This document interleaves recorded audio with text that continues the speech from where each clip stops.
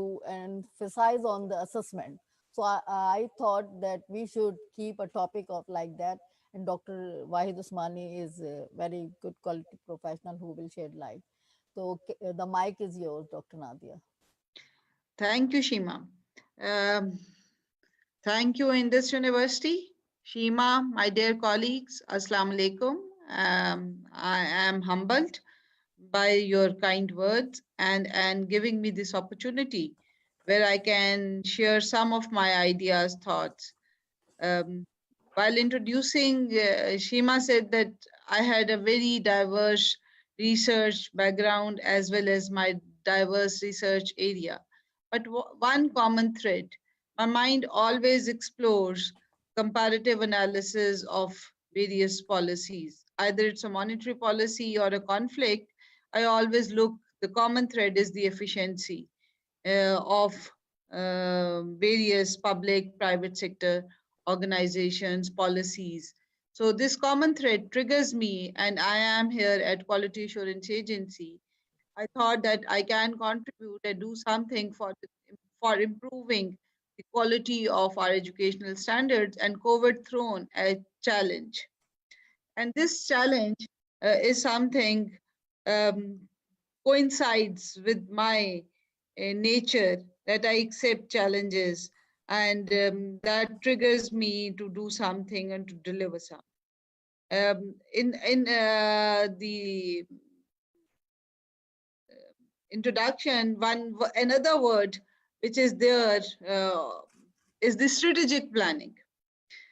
When we talk about strategic planning, my predecessors at HEC, those who conceived the idea of quality assurance agency, emphasized on two things. One is promoting quality culture, which means quality is the shared responsibility.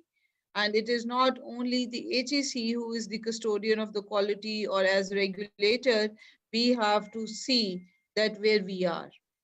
It is actually our combined effort. And I am very happy to report to my colleagues that all my quality directors and quality enhancement cells are not only working, but contributing day out and day in for improving the quality of education, for delivering, for making it possible to deliver education in this new normal scenario.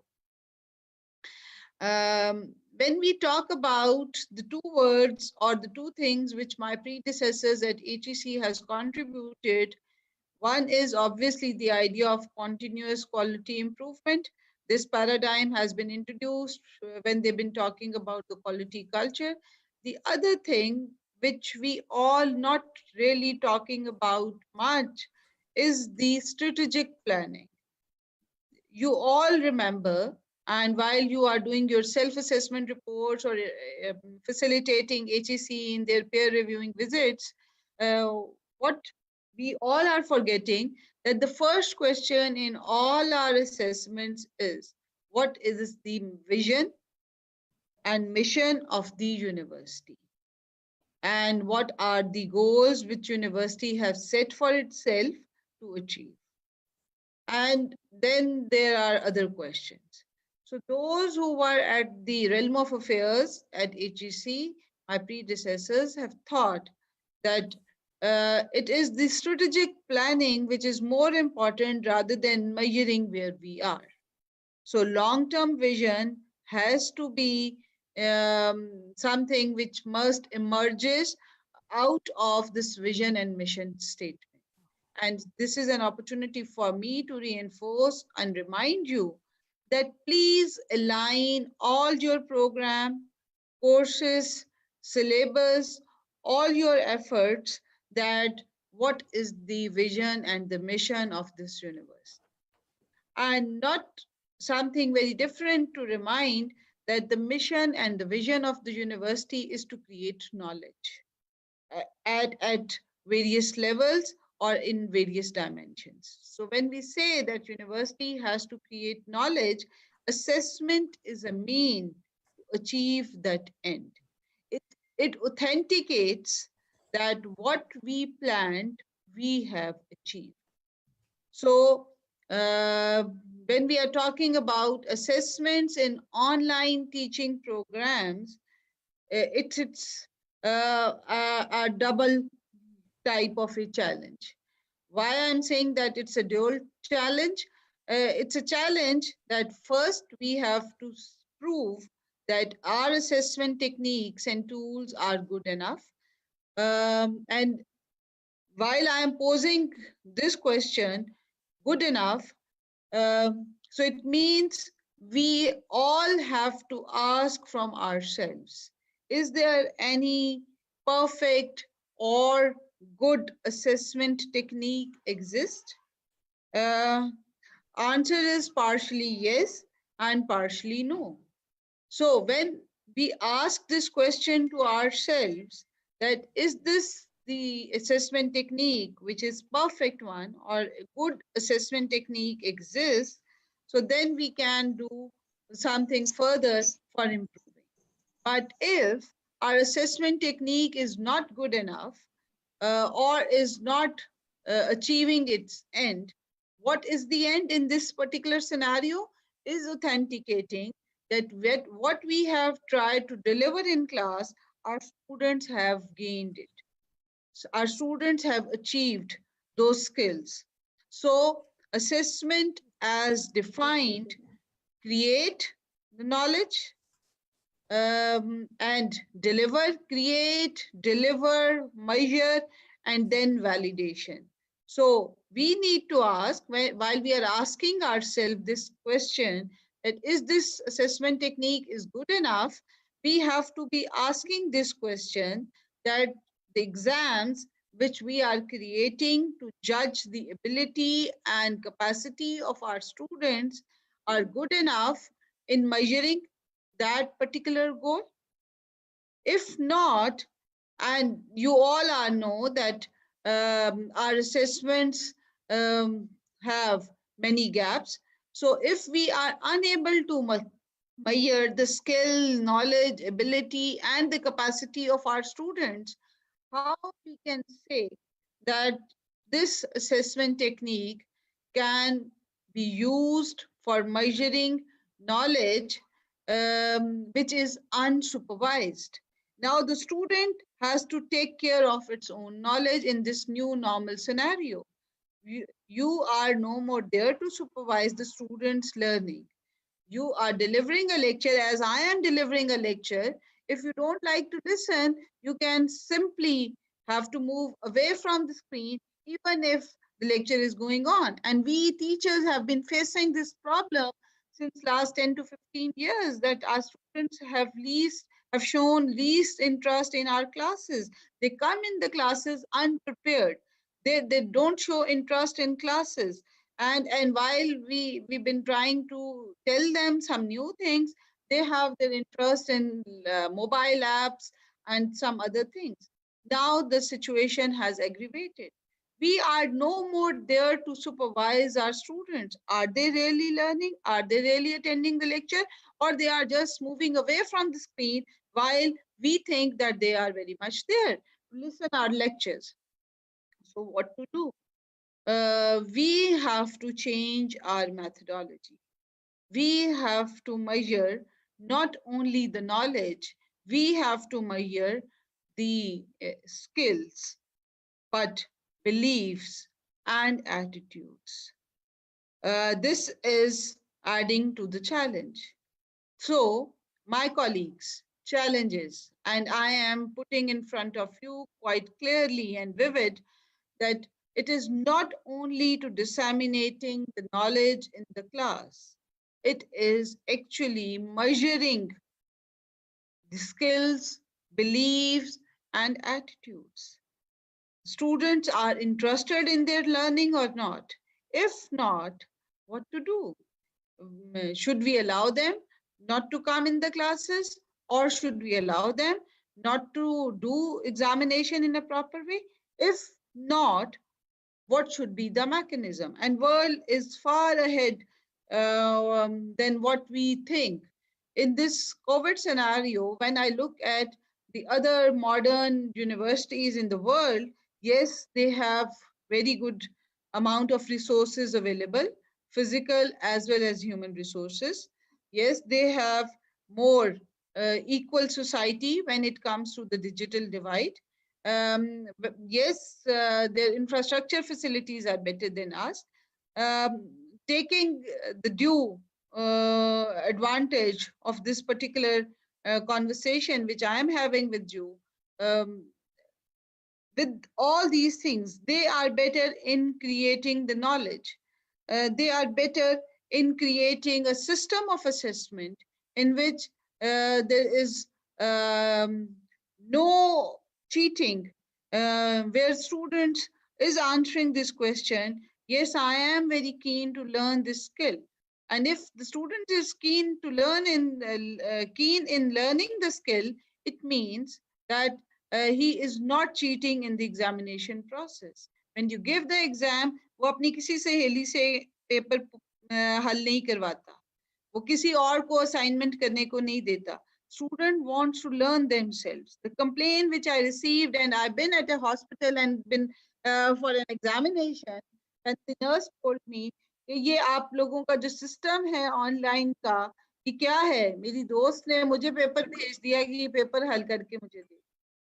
So I said that it is not the problem of the quality of the paper, it is actually the attitude that why your friend want to have the degree but don't want to have the skill, don't want to have the knowledge. So it is something which we all have to taken care of.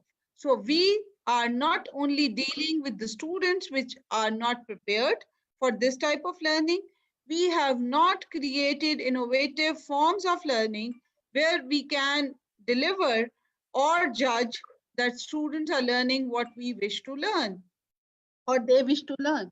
So in this scenario, my humble request, make your strategy, which is very different from the strategy in a conventional teaching.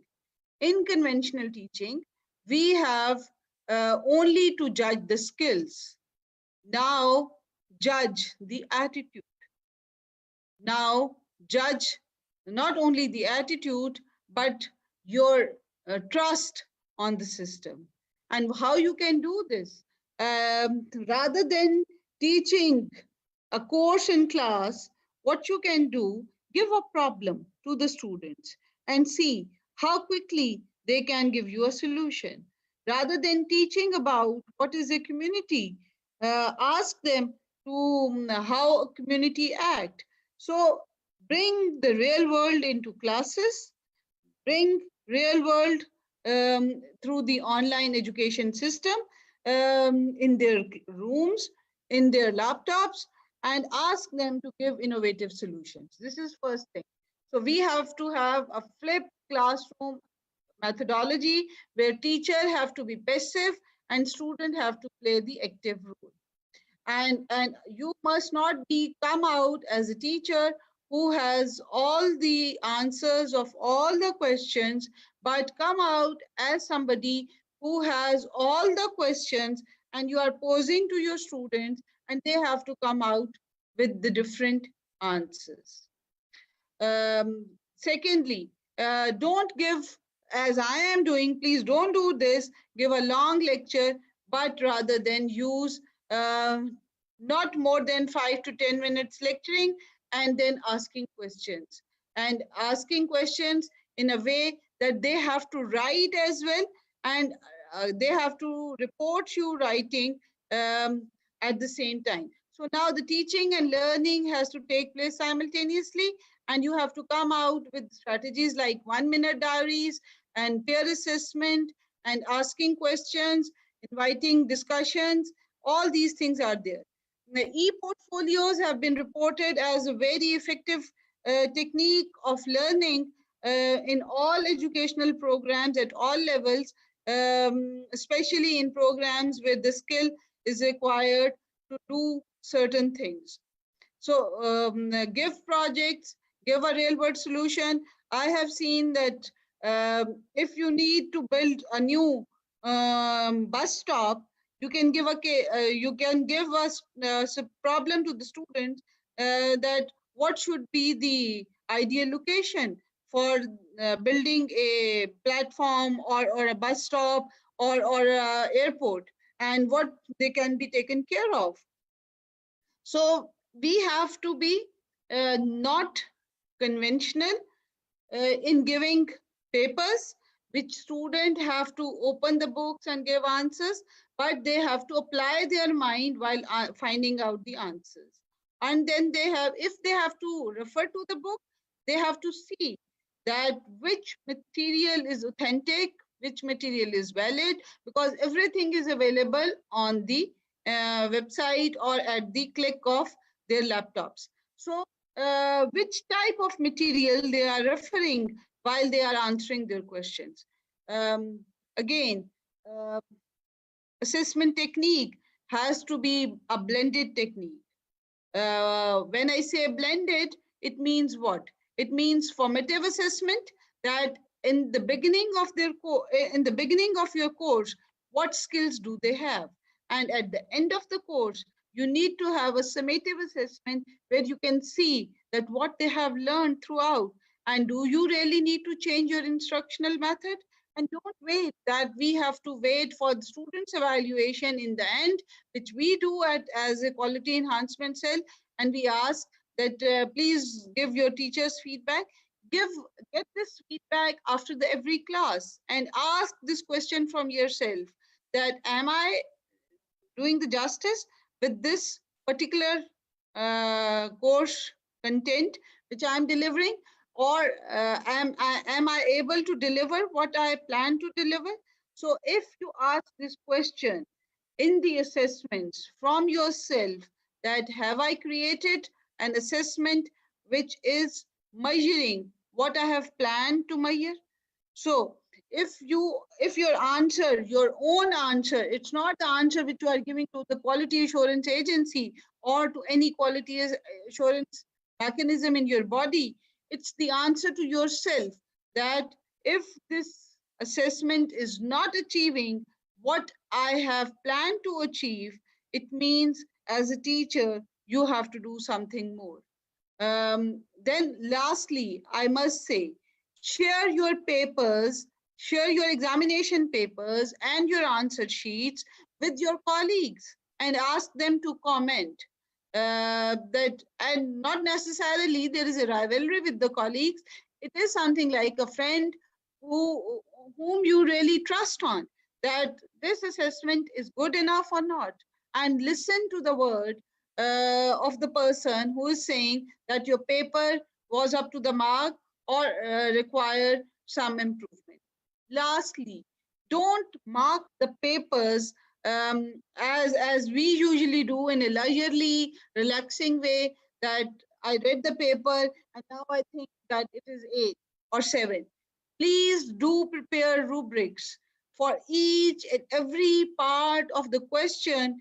Ask yourself and prepare the model answer and give a marking scheme accordingly. So if you prepare rubrics, if you consult with your colleagues in assessing the quality of examination, if you change your pedagogical method of teaching and blending your pedagogical belief with the technology, and asking this question time and again from your students, that have they been getting what they are paying for, and they are coming into the classes and they are learning the skill. And don't shy away in asking this question, that the skills which they have learned uh, is something which you have disseminated or not. It is not in the end the grades, marks matters. When we sit at the interviews, when we listen to these graduates, we found that they not only lack skills, but they lack confidence, they lack knowledge, then they lack the attitude of honesty and integrity while they are working at their workplaces. As an employer, my humble request to all my colleagues, that you are actually the fate maker of this nation. So please think that when these students go into the market, what type of contribution they are doing to the knowledge of this economy. Thank you very much. With some of the ideas I have given to you, please, I would like to listen from you that how we can further improve the situation. Thank you. Assalamu alaikum audience. We have Dr. Nadia, who has very insightful thoughts on the topic of today.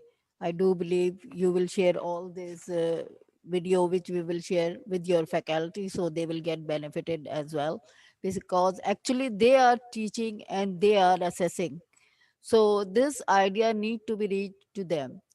If nobody has a question from Dr. Nadia, we will do at the end of the session. I would like to invite Dr. Wahid Usmani. Dr. Mohammad Abdul Wahid Usmani is a renowned quality assurance professional. He is currently serving as the Director of the Quality and Accreditation at Jinnah Sindh Medical University. Dr. Usmani has worked at various renowned institutions like King Saud University, Riyadh, Dow University of Health Sciences, QA, uh, and the Teacher Education Program and Evaluation Project in the public and the private sector of the universities. His expertise is also lies in the reviewing, providing the self-study report of the program before submission to the National Commission of Academic Accreditation and Assessment. Furthermore, he is also editorial editor and the viewer panel of many national and international journals. Dr. Wahid Usmani is with us since last 7 years, and he is honoring us, and I think all quality family were about the quality, and we all have grown up and reached up till here. So I will not take more time out and invite Dr. Wahid Usmani to share his views with yourself.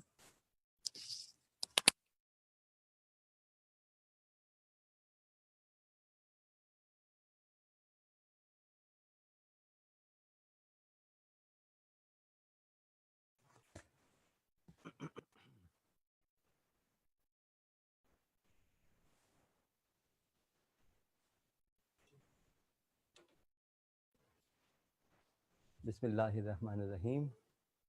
Rabbi shrah li sadri wassir li amri. Uh, Thank you, Indus University, Ms. Shima, and all my QEC family members for inviting me today to conduct this session on assessment. Dr. Nadia is quite right in saying that universities should start from strategic planning.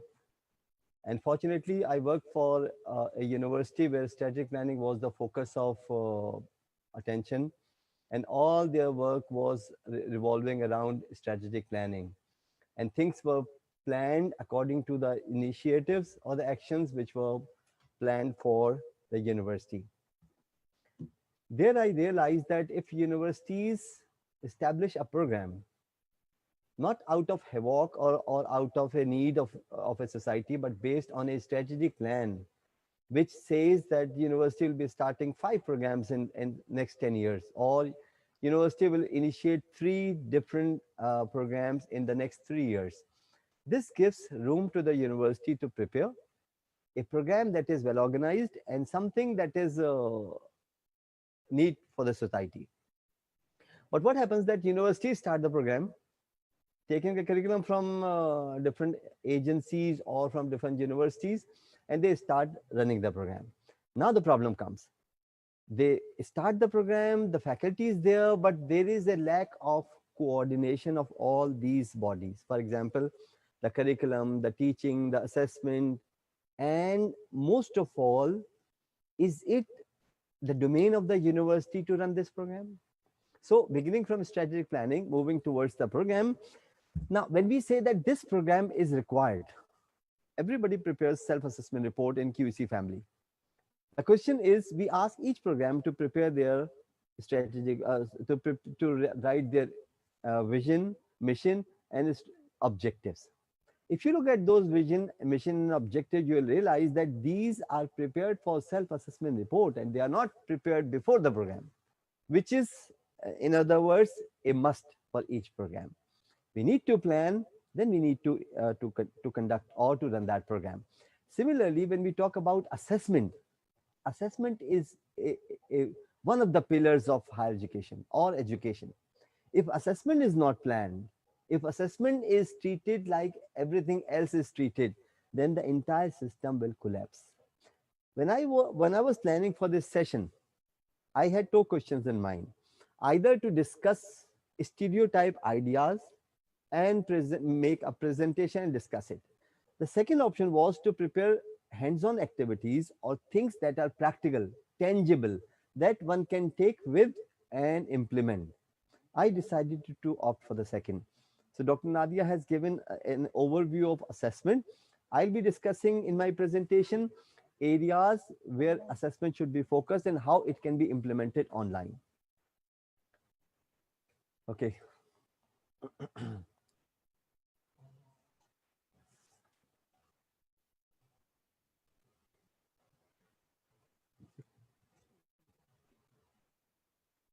I'll take few minutes to.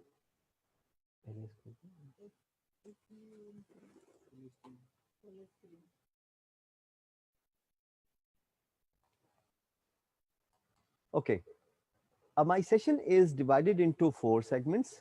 I'll be introducing the concept, and then I'll be linking it with assessment and online assessment.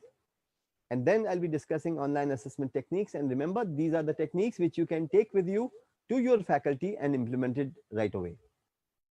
And then we'll be discussing how scoring can be done in online assessment. Please note that whatever techniques I'm going to discuss or scoring I'm going to discuss, this is one of the areas in assessment. This is not all assessment. It is only because assessment is a big area. It needs time, it needs several sessions, and it needs efforts from your end as well, and then coming back with your issues and then resolving those issues. Now, first of all, the background of online assessment or online education, everybody knows that we all of a sudden switch to online mode.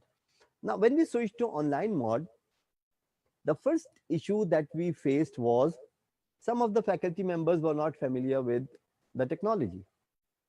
And issues like when you are presenting your lecture in a live session, how do you manage the camera? How do you manage your body language?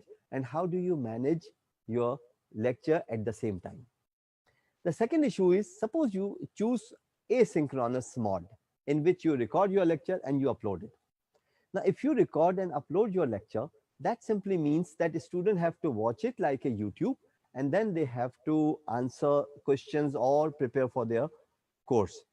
In that case, there were certain issues, like if they want to ask some questions, if they want some question for clarification during the session, in a recorded session, this is not possible. So the issues related to synchronous and asynchronous session. It was surprising for me to note that one of the faculty members in a university, when I explained synchronous and asynchronous, the faculty member was not familiar with even these two terminologies. They were familiar with synchronous mode only, in which live sessions are conducted for the students.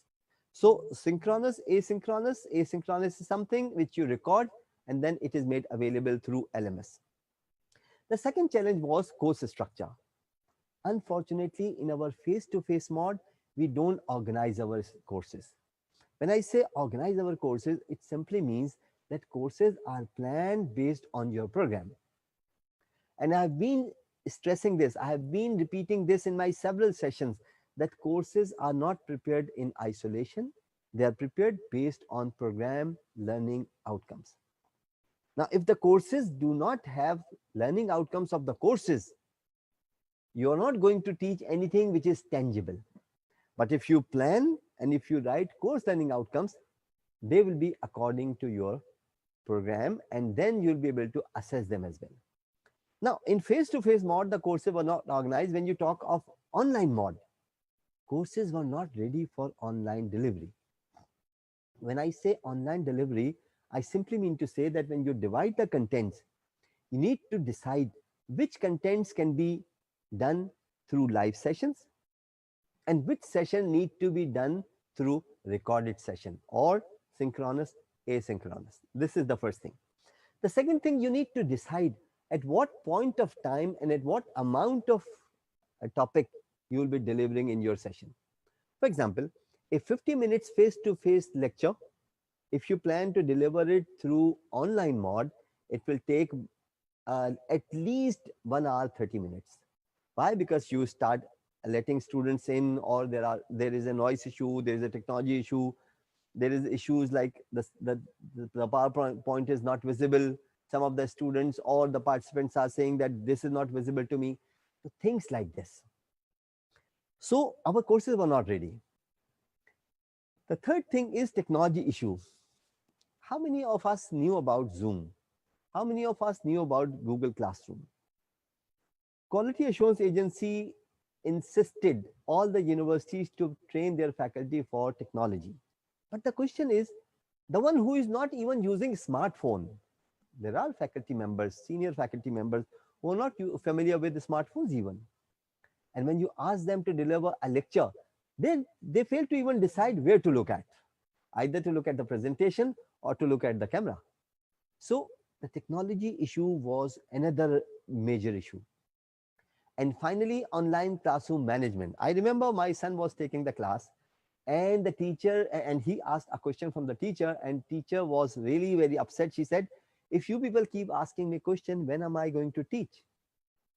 So imagine classroom management is different in online context. Teacher needs to know when to mute, when to unmute. Teacher needs to know for how much time the slide should be displayed on the screen. Teacher needs to know the size, even the size of the font to be used in online session.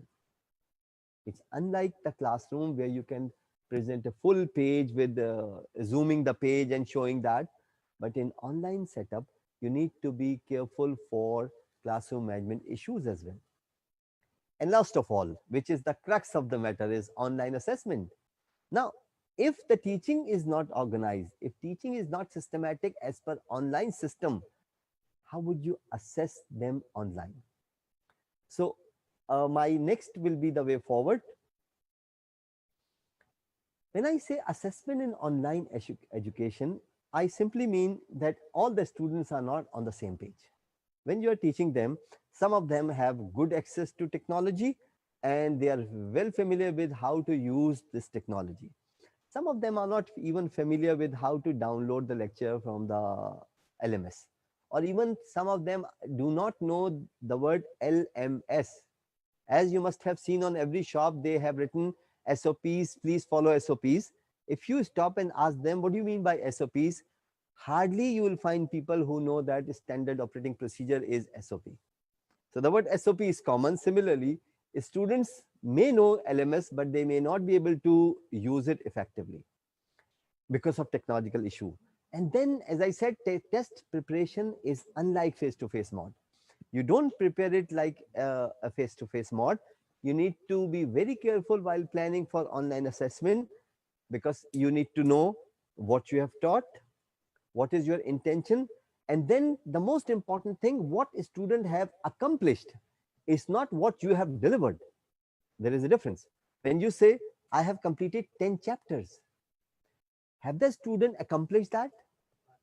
And secondly, even if you have planned something which you have delivered, are you sure the student will be responding the way you have taught them? So you need to understand two things. What you want a student to accomplish, this is number one. And number two, how you will get the answer for each student. What kind of answer you are expecting from students. Now, let's talk about what instructors or the faculty members complain or what they are angry about. They say this is compromising on academic integrity. One of the faculty member told me that, oh, X university allowed their student to complete their assignment and submit in 1 week's time. And this was a full paper, exam paper. And she was mocking. The question is it really compromising the integrity of the exam or academic integrity? Secondly, uh, fair means to student or students may be cheating. The point is, these are the concerns of the faculty member. And then preparing for this kind of assessment which is online. I'll shortly share with you how I have planned assessment in online context. You will realize that it requires higher workload. But remember, if you're working from home, at least you have time to prepare for your assessment. And please make sure that once you prepare good assessment in online context, this can be replicated in future as well. So when you say high workload as a faculty, it is true, but this will be for the first time only, and in later phase of your teaching, you will be having ease of work. Then student isolation, you believe that students will be isolated and will be working from home, and they may not be able to grasp what has been taught to them. And finally, technical issues of the faculty member as well, as I said before. On the other hand, when you ask students what is their opinion about online assessment, online teaching, some of them might say, sir, there is an issue of equity and fairness. I don't know how to use PowerPoint effectively.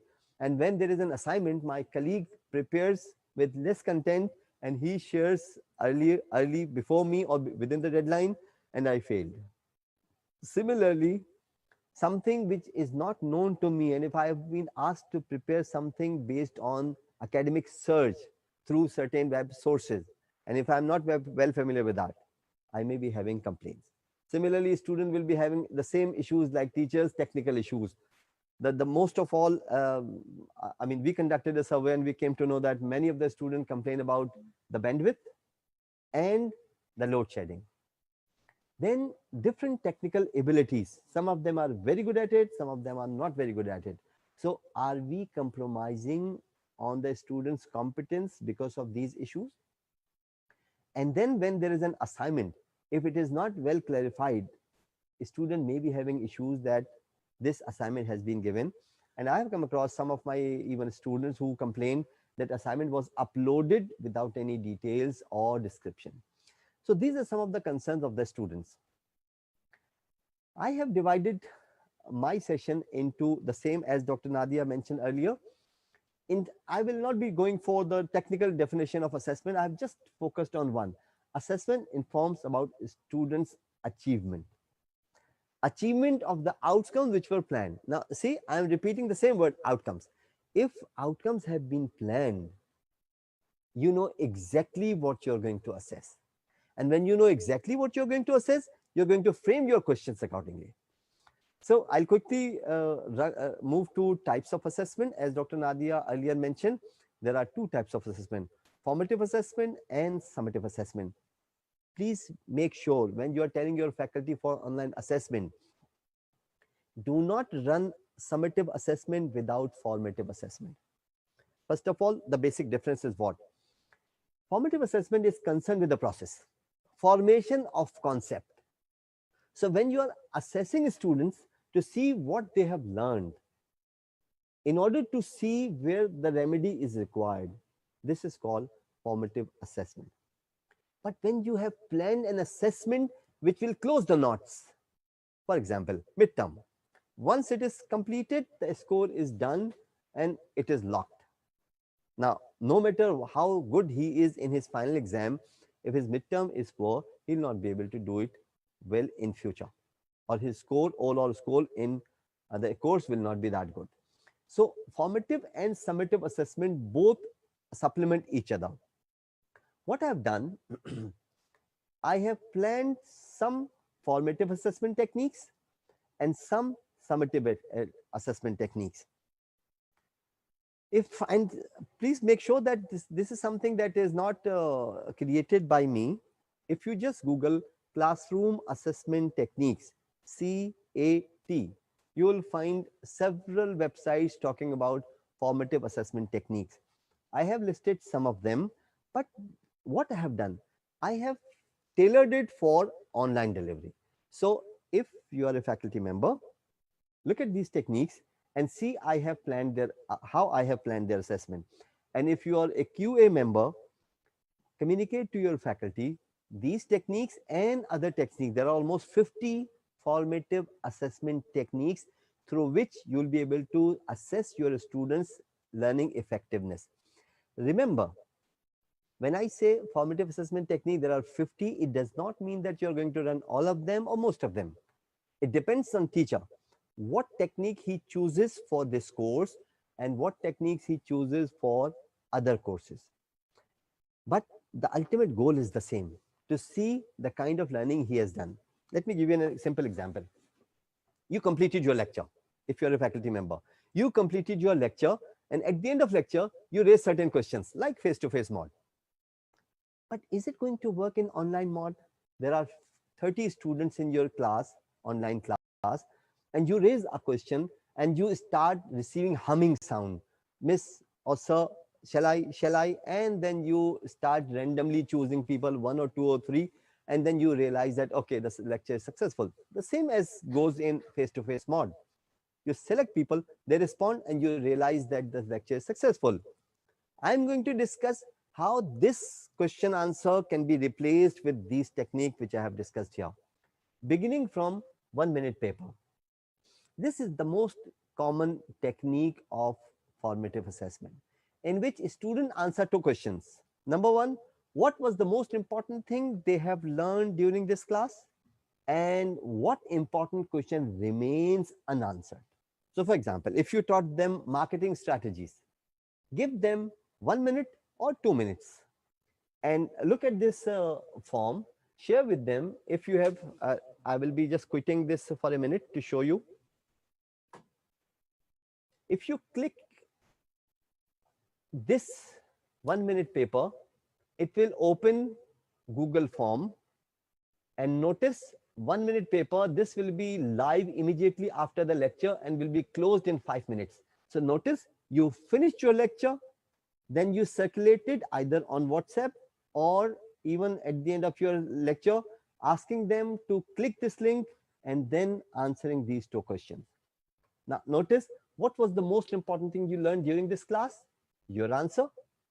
And please don't forget to put your name and roll number before this. And then what important question remain unanswered, please write down the answer here. Now suppose you have got 30 students in your class. If out of 30, if 25 answer this question, I mean these 2 points, you'll be able to manage it yourself. You'll be able to understand what they have learned and where they are lacking. So, and see, this was very simple. Every teacher, most of the teachers are using a Google account. If they are using Google account, you'll notice next to Gmail, you'll find several dots. Click it and you'll find forms. Click forms, or on the system, the person will be, we're going to just share with you. If you notice, this Google form is visible to all Google accounts, and you'll be able to easily access it and prepare your own questions. So it is not something that is unique. It is something that is very common, very simple, 1 minute paper. You're not asking a single question. You're just responding, you're just checking students' learning during your session. Now, getting back to the second, few sentence summary. You finished your lecture, and at the end of the lecture, you ask the student to write the summary of your topic. Now, again, you're not asking them to respond in a humming sound. You're asking them to respond to it, and make sure when they write, you receive with their roll number. Now, there is a question that one student can write for another student as well, but if you give them a time limit and after that you close the survey or this form, in that case, everybody will be writing of his or her own. And note, see, if I click this link, I will just, okay.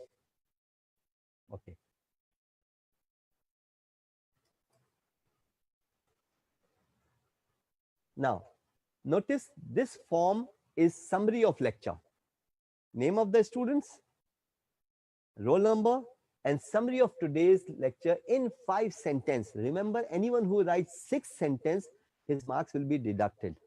Now, suppose if I ask you that at the end of this session, write down 5 lines summary of what Dr. Nadia said, or write down 5 lines summary of what Dr. Usmani suggested. You'll be able, you'll from now on, you'll start noting down the points. But if I don't ask you for any such thing, you'll continue working on attending the lecture, and at the end of the lecture, 10% or 20% will be with you, and the rest will be in the air. So going back to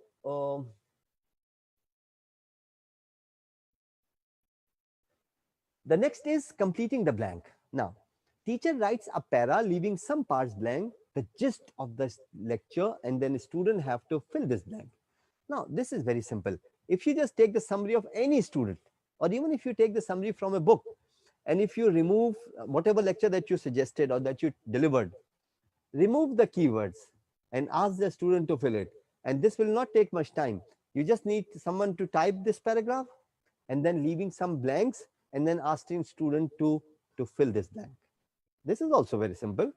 Notice I will just click this, and remember, you're going to share it with your students at the end of the lecture or even in the middle of the lecture. Remember, formative assessment does not need marks. But if you tell the student that we are not going to assess you, or we are not going to assign you marks for that, in that case, they will not be writing something, or they'll be just making fun of it, or they'll be writing 1 or 2 sentences. But if you make it clear that this may be included in their final assessment, they'll be writing something. So look at this. Completing the blanks. Again, fill the missing information, and please remember, write your own instructions that this will be live for 5 minutes only. At the end of the lecture, you have to fill it, and the teacher will close it immediately after 5 minutes. The name of the students, roll number, and then see, if I ask you to respond to this, the assessment is of dash types, right? This is what we just finished. The first is dash, the other is dash. Notice I'm writing in the question section. These are the blanks which I have written in the question. In the answer, they just need to write. One is whatever, two is whatever, and they're going to write the answer for each blank. Now notice, you're not asking them question again. You have just shared with them a link, and you're going to check whether they have understood their lecture or not, your lecture or not. Now, unfortunately, if you look around, you'll find good teachers with good teaching skills. But when it comes to assessment, most of them fail. Why? Because they are using stereotype assessment. For example, sharing a case study and asking student to fill it. Although it is worth doing, but without knowing what they have learned, without knowing how much they have learned, you cannot run summative assessment. So moving back to our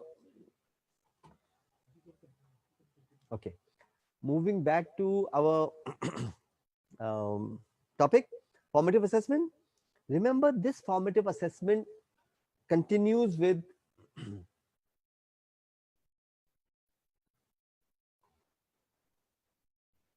okay.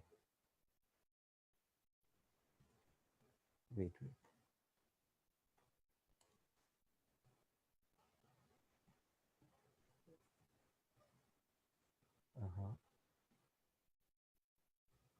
The next is componential analysis. Componential analysis is very simple. You have taught them a set of theories. You have taught them, say, for example, some definitions. You have taught them some differences of the two, some theories. You have taught them some strategies. Once you are finished with that, componential analysis requires that you make 2 columns.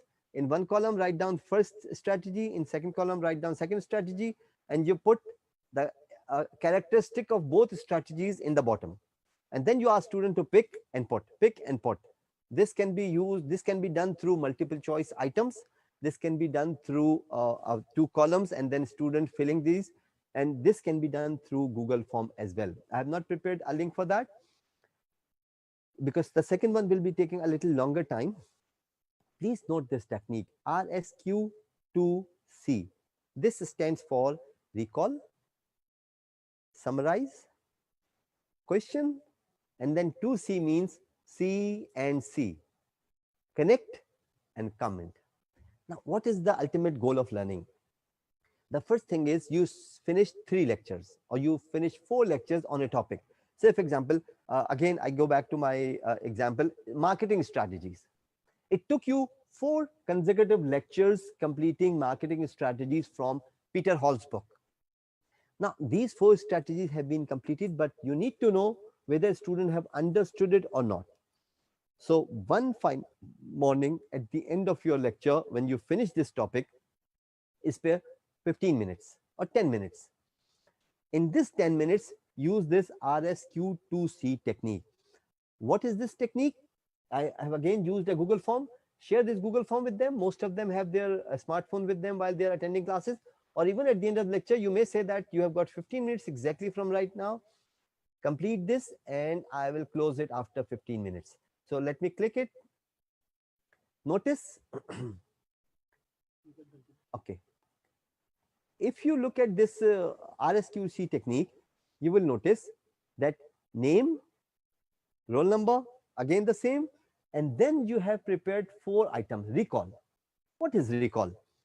Ask them to recall the entire topic and list what has been taught in this set of topics. For example, marketing strategies. Okay, so list all the strategies which have been listed, and if there is sub strategy under any strategy, list that sub strategy. So strategy 1, strategy 2, strategy 3, and 3 1 3 2 3 3, and then strategy 4. They have to list. If you have prepared a set of list, suppose there are 5 strategies and fourth has got 2 subheads, you have prepared the list that these are the things that I have taught. Just tell them to recall and list. Once they are done with it, notice they have to write here 1 2 3 4 5, and then summarize. Write 1-line summary of the entire list made above. For list 1.1, write 1 line. Point 2, write 1 line. Point 3, the list goes on. If you have prepared a list of 10 items in your recall, write 1-line summary against each. So in summarize section, you have to do this. And remember, you may even put time frame. And if you are familiar with the Google form, you can use adds on with it. When you say adds on, it simply means it shows timer, that this much time has elapsed, and it shows how much time you took completing this task. So that's an advanced feature. I have not shared it here. So recall, summarize, and once you have done, come to question. Write down any one question you want to be answered from the teacher. See, 5 lectures completed. Only one question which is not answered, which you could not understand. You want teacher to answer. And then see, the purpose of every teaching is to connect it with real life. So now students have to connect it, write the connection of the topic in the real life context. How do you connect this topic in real life? So topic 1, topic 2, topic 3, topic 4, they connect it. Or if it is one topic, you have explained it. In one topic, they have listed 5 items. These 5 items, how are they related to real life? That will be used in connect points. Going to the last point, comment your free comments about the topic or area. Talk about it, whether you understood it or not. What do you learn from this topic? How do you relate it with other topics? Things, anything which is relevant to the topic, and links it with your real life, and how do you feel about it? So these are the 4 points. Remember, if you receive this from out of 30 students, if you receive it from 25 students, you exactly know who has not done it, number 1. Number 2, you exactly know how much they have learned, and this will help you plan your final assessment. Going back to okay, going back to the next technique, I'm not going to use it with any link. I will just mention muddiest point. This is another very common classroom assessment technique, CAT technique. In this technique, you ask the student, what was the most unclear point? So see, this is similar to a RSQC question, but this is only a question. What was the most unclear or confusing point in the lecture? So if you can use it very frequently, you make it once in a Google form, and this link can be used 20 times, 30 times for the same for different lectures. So remember, 1 minute paper or Muddy's point or even RSQ2C, you make it once through Google form and you use it for the entire course and you receive tangible answer. Moving from uh, formative assessment, let's now talk about summative assessment. Now, this is the crux of the issue. When we say summative issue, this is the business of everybody. When we say formative assessment, this is not the issue of anybody. So let's make this an issue for your faculty. They should address formative assessment. And now let's talk about summative assessment. I am not going to discuss much theoretical. Again, I'll go back to using technology and using online assessment techniques to run your courses or to run your assessment. Let's talk about it. First of all, I suggest, I don't know whether you are doing it in your practice or not, but I suggest make this chart. This should be the part of your course specification. Unfortunately, there is a term in our academia that is course outline. What do you mean by course outline? Does the course title and the list of topics? What purpose does it serve? If you want a student to know the topics, you can paste it somewhere. This outline does not help much. You need to have topics, the learning outcomes of the course, the topics, and then your assessment plan. This is what we call assessment plan. See, I have pointed out here quiz 1, quiz 2, midterm, assignment, final exam. This is the most common techniques being used in our universities. Quiz 1, quiz 2, midterm, or some people use quiz 1, quiz 2, quiz 3, quiz 4, and best 3. No issue. Similarly, some people use midterm, some people do not use midterm. Some people use assignment, some faculty members use presentations. You can change them. Assignment can be replaced with a presentation, or you can add one more. But notice that due week and then proportion of total assessment. If you do not have this proportion for your courses, you will be facing issues or challenges in your assessment. So notice 10% for quiz, 10% for quiz 2, midterm for 30%, assignment for 10%, and 40% for an exam. Remember, I have not listed them without any plan. I have a plan with you. And this is what I want all of you to plan like this. This is called table of specification. If you remember my earlier sessions, I always stressed on a point that faculty must be preparing and adding this table of specification in their course specification. Now, if you look at it, on the left column, you will find CLOs. Notice course learning outcome, CLOs. There are 7 course learning outcomes which start from describe, carry out, analyze, develop, use, and present. These are the 7 learning outcomes I have planned for my course. But look at the different thing. Notice in the other columns, I have written quiz 1, quiz 2, midterm, assignment, and final term. And I have marked it with tick or blank.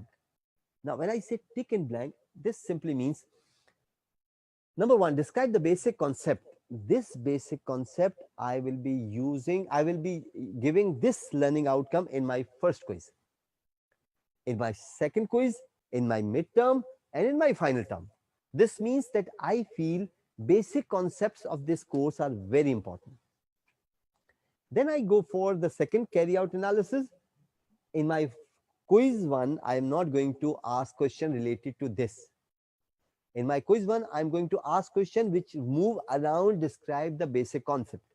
But in my quiz 2, I'm going to discuss or focusing only on carry out analysis of situation requiring managerial interventions.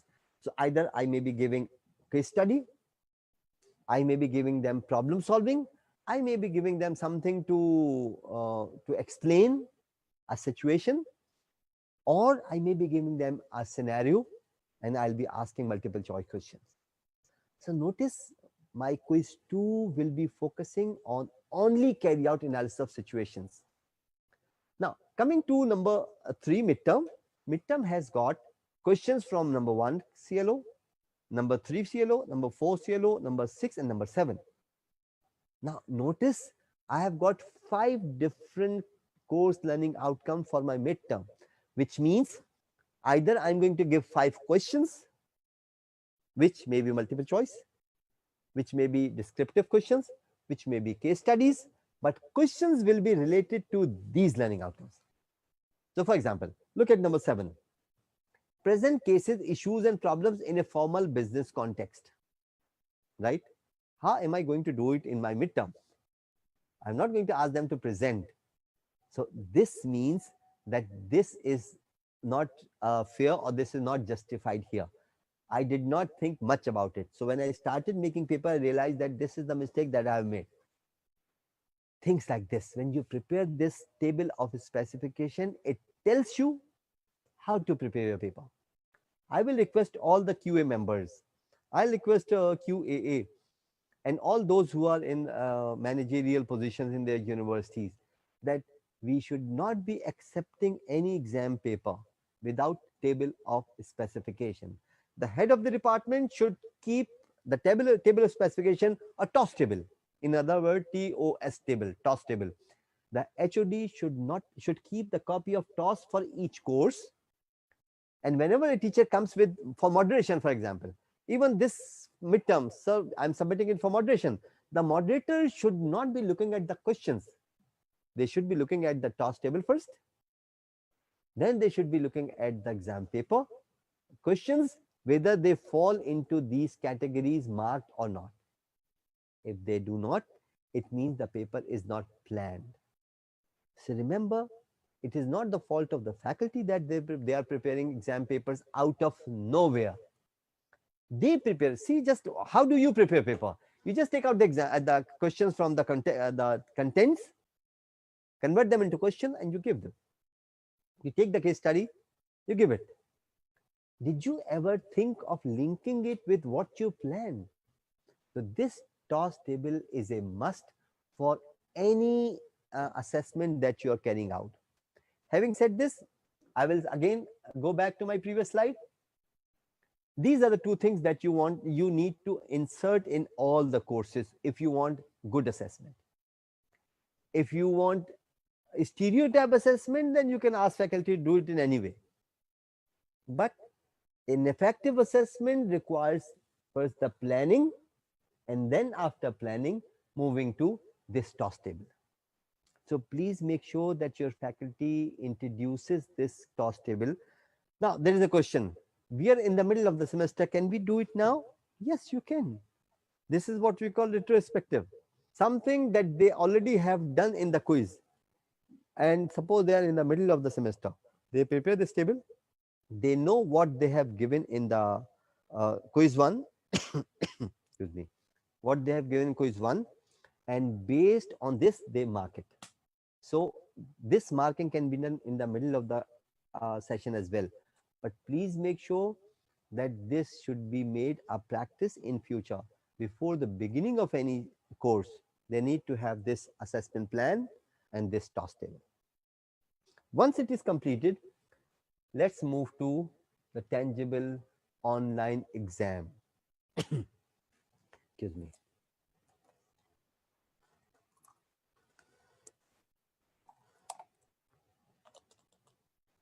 The first technique that I have listed here is open web, open book exam for assessing students' learning. Now, this when we say open book or open exam or open book exam, people are usually have concerns that student will be doing cheating or student can take it from any source. But remember, before you introduce this, read this technique. Open book does not mean that the answer is directly given in the book. If it is directly given in the book, there is no use giving this question. Open book is based on some concept given in the book, some case presented in the book, and you extract the gist of it and you prepare your own case. So let me share with you the example.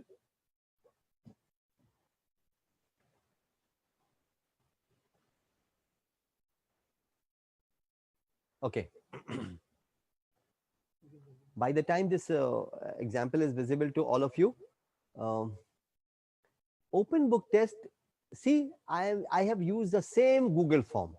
So it's not something that is rocket sciences that you're using different tools, you need to understand LMS. We just need to open Google form from your Google account and prepare these items. See, open book test. Name of the student, roll number, these are the same things that you prepare in each exam. But now notice this. Read the questions and answer the question. Remember, the test is time bound. So do not spend time more than it is mentioned against each question. So notice the first question. Considering the Maslow's hierarchy of needs, how do you relate these needs in Pakistani context? Now notice you'll not be getting the answer from the book directly, but you don't need to recall Maslow's hierarchy. You can open book, look at Maslow's hierarchy, and then you're going to answer the relation of this hierarchy in Pakistani context. And see, your answer is here. And the time mentioned here. If you are using advanced features of Google Form, edit features, adds on, this will show how much time students spend in responding to this question. Secondly, the second question, considering the 7 habits of highly effective people, which one do you find lacking in Pakistani business community? Now notice, suppose you have taught them 7 habits of highly effective people, but you want them to see where Pakistani business community is lacking, and then taking it, explaining it in a small paragraph. Notice the time is also given 10 minutes. Once it is done, you submit it. Once you submit it, the trick is done. So open book exam, you invite all the students for this exam, invite them to join the class. Once they join the class, you share the link, and then you give them 20 minutes to complete this. No matter where they search, no matter what they have done, whatever answer they submit, tell them in advance that plagiarism is not allowed. If even if they manage to find some answer on the net, if it is copied, they will be getting 0 for it. They can open the book, they can take it from any source, making sure that it is in their own words. Remember, the purpose of assessment is not to check their memory. The purpose of assessment is to make them learn. You see what they have achieved. So if they have written something, even after reading something, this shows that they have managed learning. Going back to my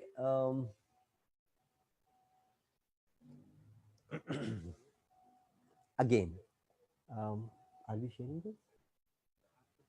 Okay. No, okay. Now, coming back to the next technique, quizzes. Remember, we did 1-minute paper and we prepared a quiz. You can frame online quizzes very easily.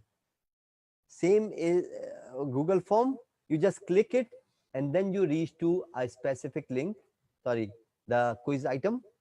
Remember, again, you give them 5 minutes or 10 minutes, short quiz, lecture 3, types of marketing, and name, your answer, roll number, your answer, and notice what I have prepared.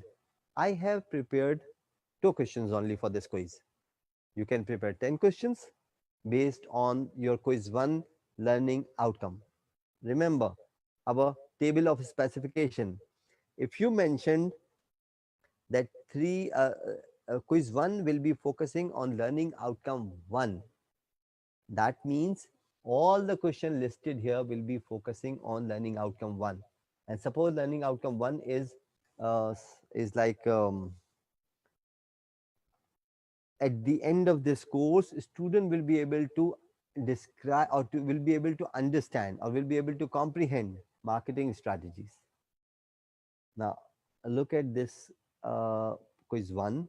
Questions related to this will be going to this learning outcome 1. Now, what is the benefit of this?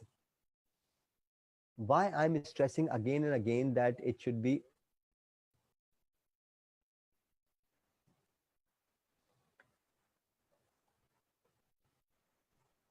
why I'm repeating time and again that your questions should be according to TOS.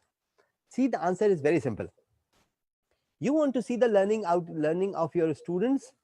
When you finish your quiz, see how many students passed. Suppose the threshold in quiz is 7 marks out of 10.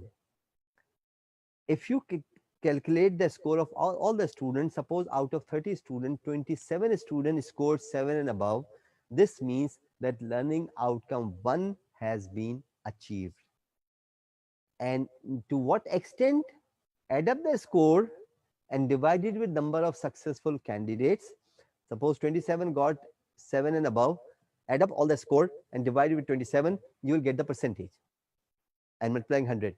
Convert into percentage and you will write percentage up to what level of achievement this learning outcome has been achieved.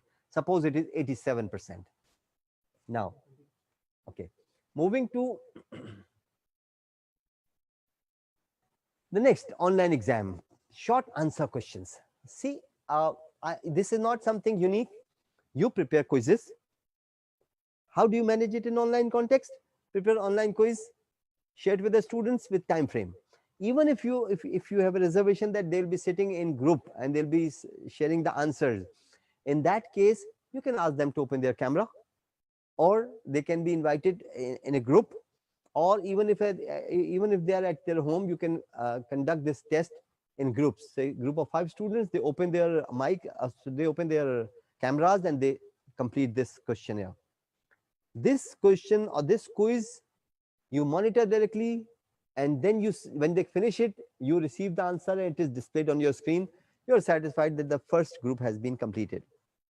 But as far as short answer is concerned, no matter whether they are sitting on one place or at different places, if your questions are unique, if your questions are based on, say, for example, the concepts, they are not stereotype, explain, describe, list. If they are beyond that, then you don't need to be worried about what type of, or whether they are sitting in group or working individually. Let me share with you this short answer question. Again, the format is the same.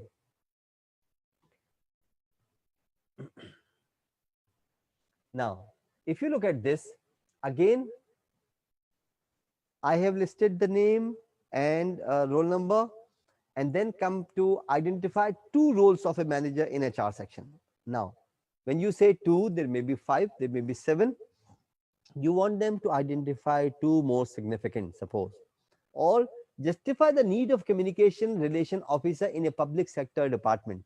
Now, notice you will not find the answer of this question in any textbook. The answer will be based on your understanding of the role of public relation officer. So, both questions first may be taken from some book, but the second is justify the need of communication relation officer is in public sector department. This simply is based on your understanding of this topic. So going back to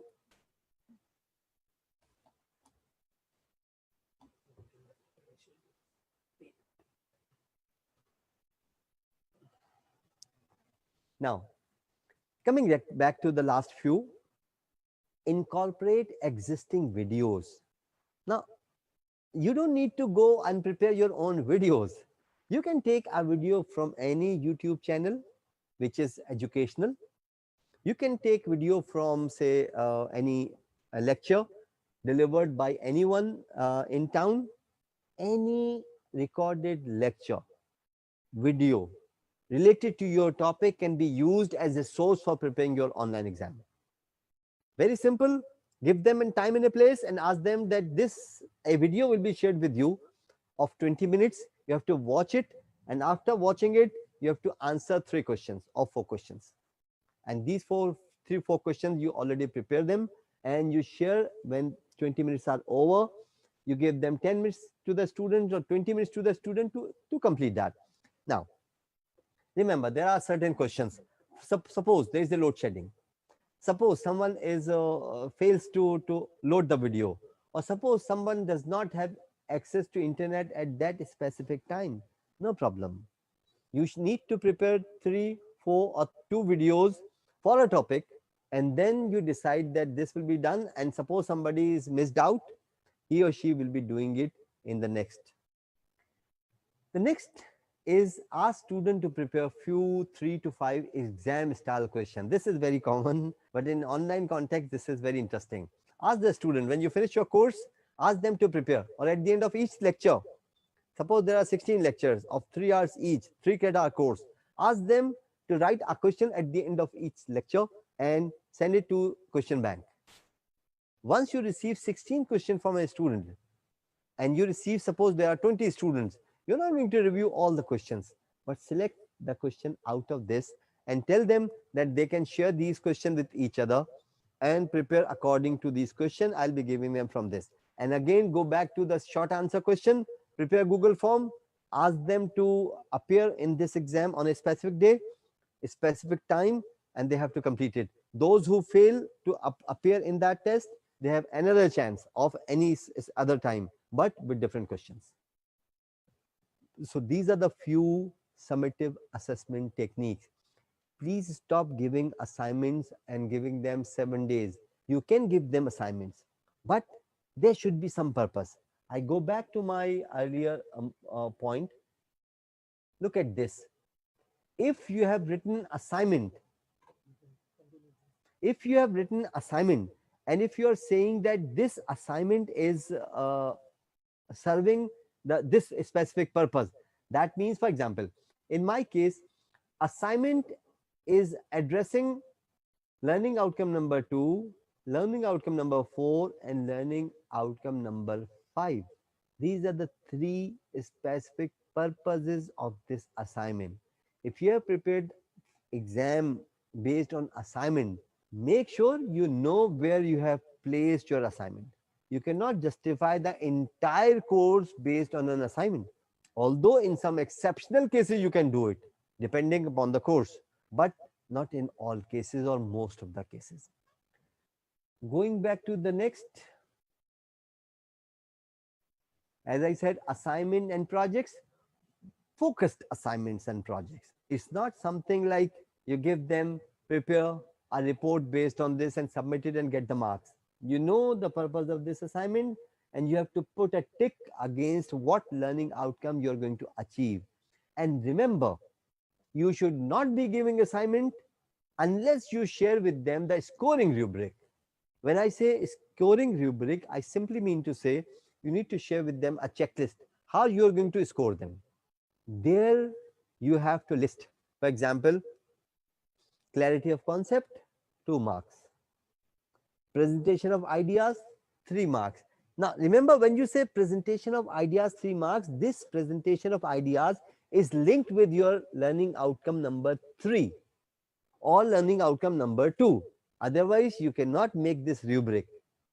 When you prepare this rubric, you remember those 3 learning outcome which you focused, and you divide them into 7 or 8, and then you prepare your rubric. Remember, in my case, I have not listed presentation in the assignment, which means my learning outcome of presentation does not fall into this. So I'll be checking assignment based on clarity of concept, description of the content, coverage of content, and presentation of ideas only on paper. So this is assignment projects. We cannot do it otherwise. The second, presentation live. This is what I recently witnessed. One of the teacher was doing it. This is a tedious job. You ask student to present individually based on certain topics assigned to them. But remember, this is a very poor way of taking assessment. It will be authentic and good if you have linked it with your learning outcomes. The last of all, which Dr. Nadia also rightly mentioned, student make an e-portfolio. Remember, when we say e-portfolio, this simply means a collection of whatever you have taught during your sessions, all the formative that you have taken. Some of them can be included in this e-portfolio. add self-assessment or reflective questions at the assignment or quizzes. When you finish your quiz or when you finish your lecture, give them some reflective questions. They have to respond to it and then tell them to add it into their portfolio. This portfolio folder can be shared with the teacher, and a part of assessment marks can be allocated to this. Remember, e-portfolio cannot be added unless you have reflection of this e-portfolio in your this TOS table. If you have added e-portfolio as an assessment tool, you need to write instead of assignment or instead of quiz 2, this will be e-portfolio, and this will carry 10 marks. These are some of the techniques which we need to understand, but I repeat that if you don't prepare TOS table for your quizzes, for your courses, whatever assessment that you carry out will not be effective at all. Now, I have taken this, how to do scoring of this. Since I did not have any real life score, I just took one sample from some source, and notice when you open Google form, you will find the questions where you have placed the questions, but the second is responses. This will show you how many students, and with the passage of time, you will learn